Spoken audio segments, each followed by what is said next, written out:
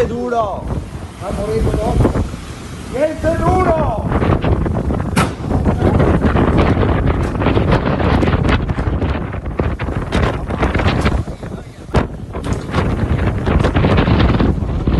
Non ho mai visto una roba del genere. È tutto uno. Luci saltate, acqua ovunque.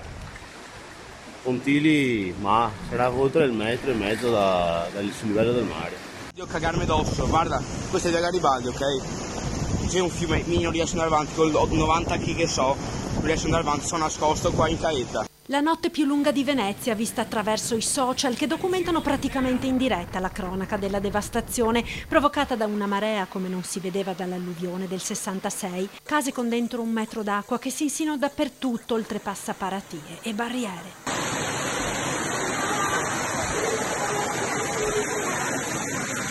Fuori il vento strappa vaporetti e motonavi dagli ormeggi.